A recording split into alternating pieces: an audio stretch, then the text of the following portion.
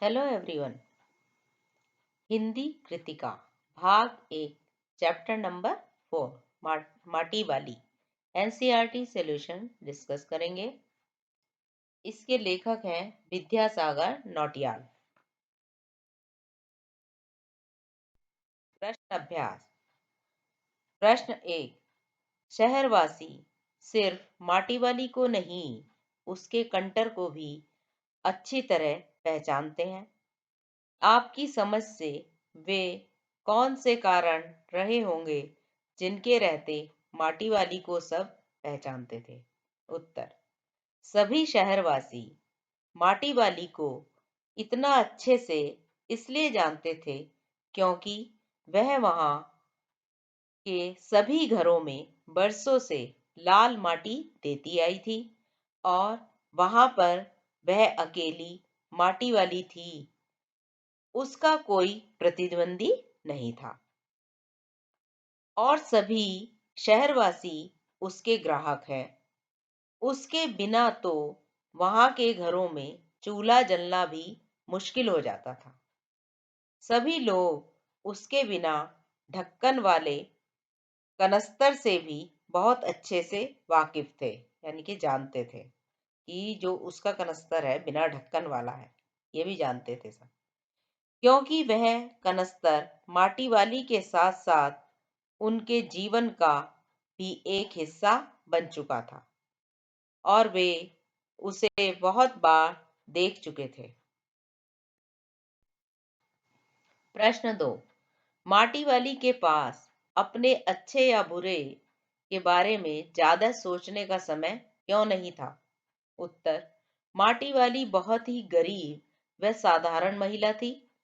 उसे अपनी रोजी रोटी के लिए इतनी मेहनत करनी पड़ती थी कि उसके पास इतना सोच विचार करने के लिए समय नहीं था। उसके लिए भाग्य का कोई मतलब नहीं था, क्योंकि उसके लिए तो उसकी आजीविका उसके स्वयं के परिश्रम पर निर्भर करती थी। वह तो बस इतना जानती थी कि अगर वह मेहनत करेगी तो उसे खाना मिलेगा, वरना नहीं मिलेगा। प्रश्न 3। भूख मीठी कि भोजन मीठा से क्या अभिप्राय है? उत्तर। इस कथन का तात्पर्य है कि स्वाद भोजन का नहीं, भूख का होता है। इसलिए जब भूख लगी हो तो रूखा सूखा भोजन भी स्वादिष्ट लगता है, वरना स्वादिष्ट भोजन भी बेस्वाद लग जाता है। और निम्न वर्ग के गरीब लोग जिनके पास 2 वक्त की रोटी भी नहीं होती, उन्हें तो रूखा सूखा व बासी खाना भी बेहद स्वादिष्ट लगता है।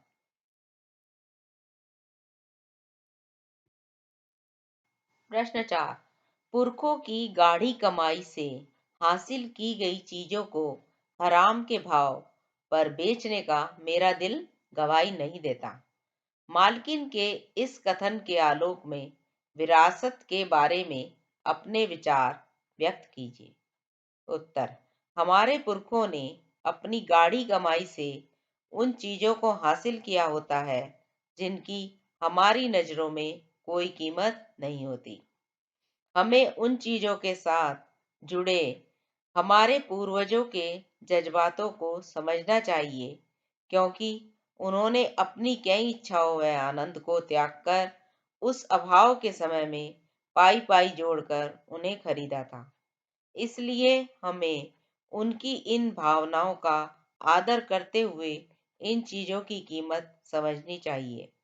विरासत में मिली चीजों का मूल्य उनकी कीमत से तय नहीं किया जा सकता, बल्कि उनसे जुड़ी भावनाओं व जज्बातों से तय किया जाता है। प्रश्न 5। माटी वाली का रोटियों का इस तरह हिसाब लगाना उसकी किस मजबूरी को प्रकट करता है? उत्तर। माटी वाली का इस तरह रोटियों का हिसाब लगाना उसकी गरीबी को दर्शाता है। इससे हमें पता चलता है कि वह आर्थिक रूप से कितनी कमजोर है। आर्थिक मतलब पैसे से कितनी कमजोर है, उसके पास पैसा नहीं है और उसके लिए वह अपने अपने पति के लिए 2 वक्त की रोटी कमा पाना भी कितना मुश्किल था। प्रश्न 6। आज माटी वाली बुढ़े को कोरी रोटियां नहीं देगी। इस कथन के आधार पर माटी वाली के हृदय के भाव को अपने शब्दों में लिखिए। उत्तर। इस कथन से हमें माटी वाली के हृदय में अपने पति के लिए बसे प्रेम, आदर, सम्मान व समर्पण के भाव का पता चलता है।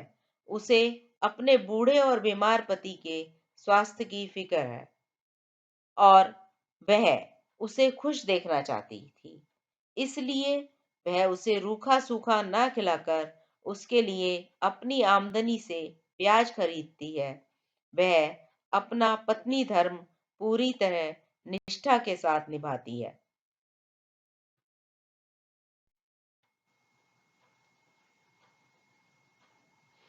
प्रश्न 7। गरीब आदमी का शमशान नहीं उजड़ना चाहिए।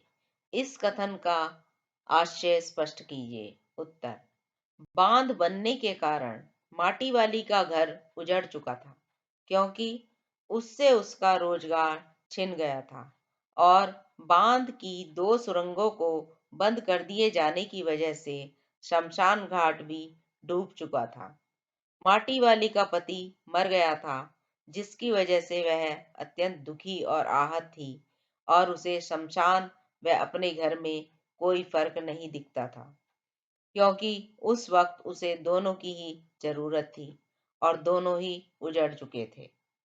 इसी कारण वह उपरोक्त कथन कहती है। प्रश्न 8। विस्थापन की समस्या पर एक अनुच्छेद लिखिए। उत्तर। विस्थापन का अर्थ होता है एक जगह से दूसरी जगह जाकर बसना। इसके कई कारण हो सकते हैं, जैसे किसी आपदा की वजह से जहां लोग रह रहे हैं वहां उनकी आजीविका खत्म हो जाना, बलपूर्वक लोगों को उनकी जगह से हटाए जाना, रोजगार के लिए दूसरी जगह जाना आदि। अमीरों के लिए तो यह कोई समस्या नहीं है, लेकिन निम्न वर्ग के लोगों के लिए यह एक बहुत बड़ी समस्या है और उनके पास इससे उबर पाने के लिए कोई साधन नहीं है। सरकार इसके लिए उनकी मदद भी करती है, लेकिन वह पर्याप्त नहीं होती, क्योंकि उन उनको उस नई जगह पर सबसे ज्यादा जरूरत होती है रोजगार की, जो कि सरकार इतने सारे लोगों को देने में असमर्थ होती है। विस्थापन गरीबों के लिए बहुत बड़ी समस्या है, क्योंकि इससे उनके विकास का स्तर फिर से उसी जगह पहुंच जाता है जहां से उन्होंने शुरुआत की थी।